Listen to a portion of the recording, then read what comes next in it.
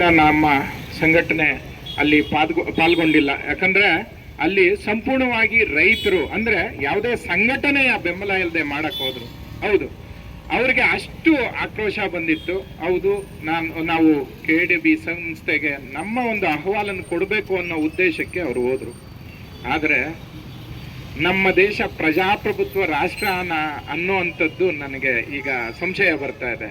ಪ್ರಜಾಪ್ರಭುತ್ವ ರಾಷ್ಟ್ರದಲ್ಲಿ ಪ್ರಜೆಗಳು ಅವರ ಒಂದು ಏನು ಅಹವಾಲನ್ನು ಕೊಡ್ಲಿಕ್ಕೆ ಸರ್ಕಾರಕ್ಕೆ ಅಥವಾ ಸರ್ಕಾರದ ಸಂಸ್ಥೆಗೆ ಅಹವಾಲನ್ನು ಕೊಡ್ಲಿಕ್ಕೆ ಹೋದ್ರೆ ತಡೆತಾರೆ. ಅಂದ್ರೆ ಪ್ರಜಾಪ್ರಭುತ್ವ ರಾಷ್ಟ್ರದಲ್ಲಿ ನಮ್ಮ ಮಾತಿಗೆ ಒಂದು ಬೆಲೆ ಇಲ್ಲ, ನೀವು ಹಿಂಗೇ ಬದುಕಬೇಕು, ನಿಮ್ಮ ಜೀವನ ಹಿಂಗೇ ಇರಬೇಕು ಅನ್ನುವಂಥದ್ದನ್ನ ನಿರ್ಧರಿಸೋರು ಅಧಿಕಾರಿಗಳ ಅಥವಾ ಶಾಸಕರ, ಸರ್ಕಾರನ ಅನ್ನುವಂಥದ್ದು ನನಗೆ ಸಂಶಯ ಬರ್ತಾ ಇದೆ. ಏನು ಉತ್ತರ ಕೊರಿಯಾನೋ ಅಥವಾ ಚೈನಾನೋ ರಷ್ಯಾನೋ ಆಗಿದ್ರೆ ಅಲ್ಲಿನ ಒಂದು ಏನು ಜನಪ್ರತಿನಿಧಿಗಳೆಲ್ಲ ಅವರು ಆಡಳಿತಗಾರರು ಏನು ಸಂಸ್ಥೆಗಳಿಗೆ ಅಥವಾ ಪೊಲೀಸರಿಗೆ ನಿರ್ದೇಶನ ಕೊಟ್ಟು ಈ ತರದ ಒಂದು ಪ್ರತಿಭಟನೆಗಳನ್ನ ಅಥವಾ ಹೋರಾಟಗಳನ್ನ ಹತ್ತಿಕ್ಕಬೇಕು, ಜನಗಳಿಗೆ ತೊಂದರೆ ಕೊಡಬೇಕು ಅಂತ ಹೇಳ್ತಾರೆ. ನಾವು ಪ್ರಜಾಪ್ರಭುತ್ವ ರಾಷ್ಟ್ರದಲ್ಲಿದ್ದೀವಿ. ನಾವೇ ಆಯ್ಕೆ ಮಾಡಿರುವಂತ ಶಾಸಕರು, ಸರ್ಕಾರಗಳು ನಮ್ಮ ವಿರುದ್ಧ ಹೇಳ್ತಾವಂದ್ರೆ ಪ್ರಜೆಗಳಿಗಾಗಿ ಪ್ರಜೆಗಳಿಗೋಸ್ಕರ ಇರುವಂತ ಸರ್ಕಾರಗಳು ಯಾವುದು? ಅಥವಾ ಇಲ್ಲಿನ ಅಧಿಕಾರಿಗಳು ಪ್ರಜೆಗಳ ಸರ್ವಿಸ್ಗೆ ಅಥವಾ ಪ್ರಜೆಗಳಿಗೋಸ್ಕರ ಇರುವಂತವ್ರ ಅನ್ನುವಂತ ಸಂಶಯ ನನಗೆ ಬರ್ತಾ ಇದೆ. ನಿಜವಾಗ್ಲೂ ಇದರಿಂದ ಅಸಹನೆ ಮೂಡಿ ಬರ್ತಾ ಇದೆ, ನೋವಾಗ್ತಾ ಇದೆ, ಕೋಪ ಬರ್ತಾ ಇದೆ. ಇಂಥ ವ್ಯವಸ್ಥೆಯಲ್ಲಿ ನಾವು ಬದುಕ್ಬೇಕಾ?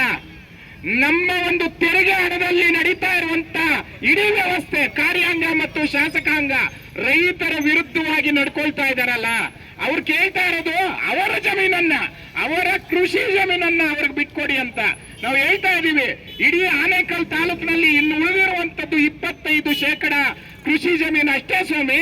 ಉಳಿದಂತ ಎಲ್ಲ ಜಮೀನನ್ನು ನಿಮ್ಮ ಒಂದು ಏನು ಬಹಳಷ್ಟು ವಿಚಾರಗಳಿಗೆ ಅಥವಾ ಬಹಳಷ್ಟು ಪ್ರಾಜೆಕ್ಟ್ಗಳಿಗೆ ನೀವು ಪರಭಾರೆ ಮಾಡಿದ್ದೀರಾ. ಇನ್ನ ಉಳಿದಿರೋದನ್ನು ಮಾಡ್ತಾ ಇದ್ದೀರಲ್ಲ ಸ್ವಾಮಿ. 5 ಇಂಡಸ್ಟ್ರಿಯಲ್ ಏರಿಯಾಗಳಿದ್ದಾವೆ, 4 KHB ಏನು ಲೇಔಟ್ ಮಾಡಿದ್ದೀರಾ. ಇದನ್ನ ನೋಡ್ತಾ ಇದ್ರೆ ಈ ಸರ್ಕಾರಿ ರಿಯಲ್ ಎಸ್ಟೇಟ್ ಕಂಪನಿ, ಇದು ಸರ್ಕಾರಿ real estate company. KDB KHB BDAಗಳು ಅದರ ಮಧ್ಯವರ್ತಿಗಳು. ಇಷ್ಟು ಮಾತ್ರ ನಾನು ಹೇಳಬಲ್ಲೆ. ಇಂಥ ವ್ಯವಸ್ಥೆಯಲ್ಲಿ ನಾವು ಬದುಕ್ತಾ ಇದ್ದೀವಿ, ಅಂತ ವ್ಯವಸ್ಥೆಯಲ್ಲಿ ನಾವು ಬದುಕ್ತಾ ಇದ್ದೀವಿ. ಅದನ್ನ ವಿರೋಧ ಮಾಡ್ಲಿಕ್ಕೆ ಅದಕ್ಕೆ ನಮ್ಮ ತೆರಿಗೆ ಹಣದಲ್ಲಿ ಕೆಲಸ ಮಾಡ್ತಾ ಇರುವಂತ ಪೊಲೀಸರು ಈ ಪ್ರಜಾಪ್ರಭುತ್ವದಲ್ಲಿ ನಮ್ಮ ಮೇಲೆ ಬೀಳ್ತಾರೆ, ನಮ್ಮನ್ನ ಅಮಾನುಷವಾಗಿ ನಡೆಸ್ಕೊಳ್ತಾರೆ, ನಮ್ಮ ಹೆಣ್ಣು ಮಕ್ಕಳನ್ನ ಅಮಾನುಷವಾಗಿ ನಡೆಸ್ಕೊಳ್ತಾರೆ. ಅಂದ್ರೆ ನಾಚಿಕೆಗೇಡಿನ ಸಂಗತಿ. ಇಂಥ ಅಮಾನುಷವಾದ ಕೆಲಸನ ಮಾಡ್ತಾ ಇರೋದು ನಿಲ್ಲಬೇಕು. ಈ ಸರ್ಕಾರಕ್ಕೆ ಇದು ಕಪ್ಪು ಚುಕ್ಕೆ. ಈ ರೀತಿಯ ಪಾಪದ ಕೆಲಸಗಳನ್ನ ಮಾಡಿಸಬಾರದು. ಶಾಸಕರೇ, ನೀವು ಕಣ್ಮುಚ್ಚಿ ಕೂತಿದ್ದೀರಾ? ನಿಮ್ಮ ಕಣ್ಣನ್ನ ತೆರೆಯಿರಿ,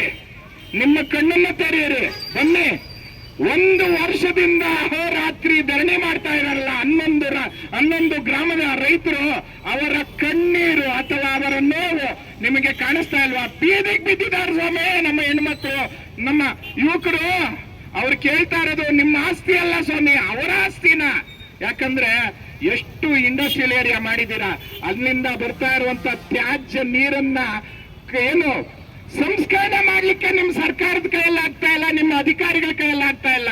ಅದನ್ನ ಮಾಡಿ ನೀವು ಫಸ್ಟ್. KHB ಬಹಳಷ್ಟು ಸೈಟ್ಗಳು ಖಾಲಿ ಇದಾವೆ, ಅದನ್ನ ಮಾರಾಟ ಮಾಡಿ. ಇನ್ನೂ ಏನಕ್ಕೆ ಸ್ವಾಮಿ ನಿಮ್ಗೆ KHB ಲೇಔಟ್ಗಳು? ಎಷ್ಟೊಂದು ಏನು ಇಂಡಸ್ಟ್ರಿಯಲ್ ಏರಿಯಾದಲ್ಲಿ ಖಾಲಿ ಜಾಗಗಳ ಬಹಳಷ್ಟು ಇದಾವೆ, ಅದನ್ನ ಫಿಲ್ ಮಾಡಿ ಸ್ವಾಮಿ. ಇನ್ನೇನಕ್ಕೆ ಸ್ವಾಮಿ ನೀವು ಪರಭಾರೆ ಮಾಡೋದು? ಬೇಡ.